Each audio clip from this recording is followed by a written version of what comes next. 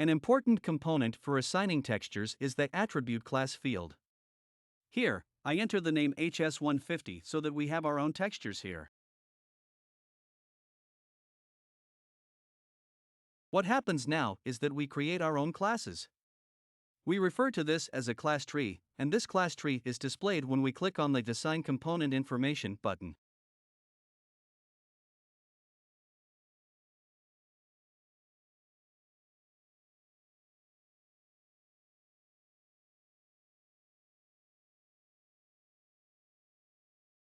I assign the maple material to it, and now, after confirming with OK, this cabinet gets these textures. If I want to use the same textures in the right cabinet, I can simply copy this name and enter it here.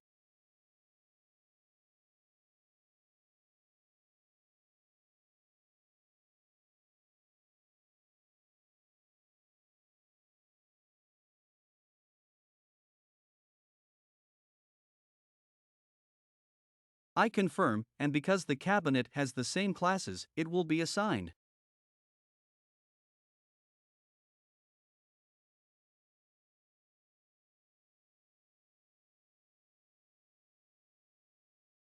It doesn't matter if I activate one or several cabinets, because if I go to Assign Component Information and select the right side, and say that I want a different material, we can simply go to Architects, for example, and choose this material.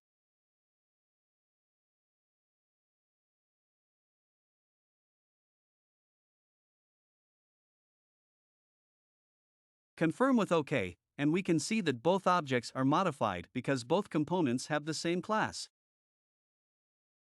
Now, we can also proceed differently.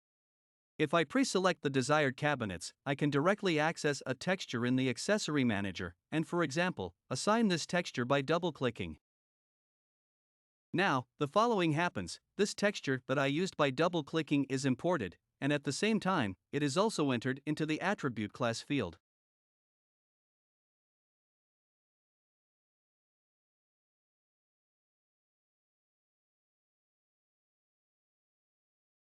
The question often arises, what do I do now if I want a different assignment, for example, for a front? Because as soon as I select the left cabinet and choose doors here, this cabinet automatically receives the same textures as the lower doors, but I can say here that this is simply the panel class, which also applies to the CNC.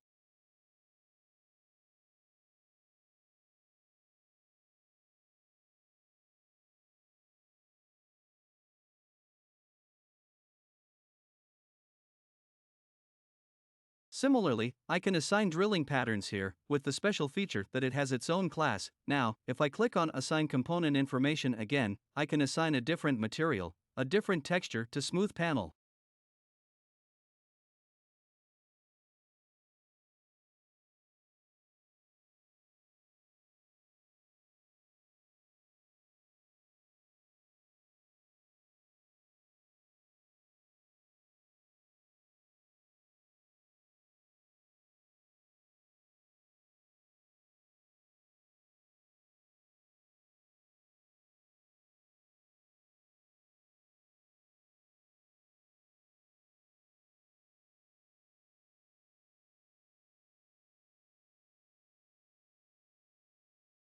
Now I have already generated a lot of textures. The HS150 classes are no longer used. I can delete them by saying that we want to clean up the unused accessory objects. I confirm with OK. And everything that will be deleted is in this list. Now we have fewer classes in the list. If I insert a new cabinet into a drawing, it will have the class tree elements. It is recommended to change this class tree or this name because other objects also use this name, such as counter or frame. And unintended components could be modified.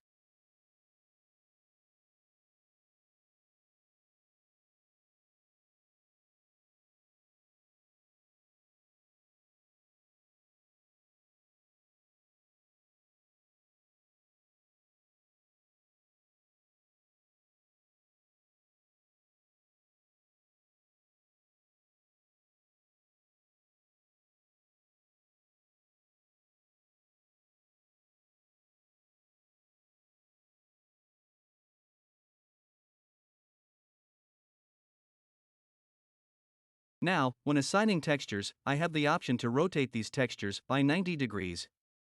So, I can rotate all components or just fronts, or just a specific class.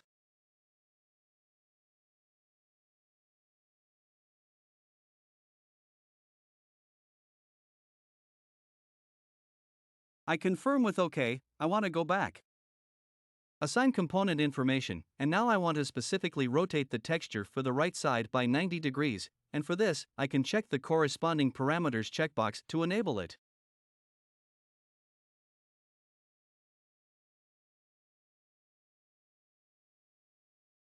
The unused classes are also displayed in gray here, however, there is still the option to click on them and create those classes.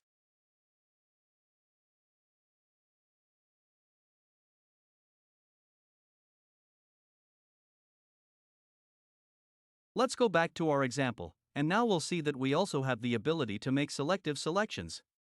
So we can select only the fronts, for example, and assign a texture specifically for the fronts.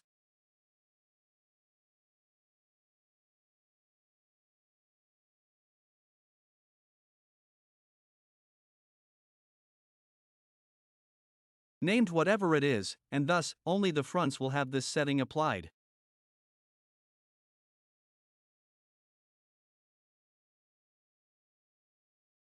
Now, if I select a different component, this will naturally apply to its activation and its class tree name. Let's repeat it again. We now want to assign the texture B054 specifically to the fronts, and thus only the fronts will have this change applied.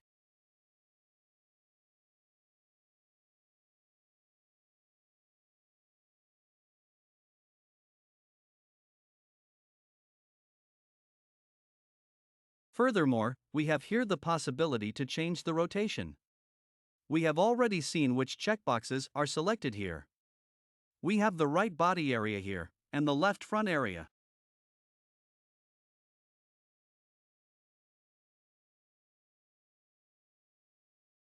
In addition, we have a middle column, and here it's about being able to make a note, a marking, for a cut optimization. Here it's about whether the veneer direction should be considered or not, so if particle boards are used, maybe the texture direction is not relevant, but for veneer boards or carpenter boards, it is relevant, and here, this can be taken into account for specific panel optimizations.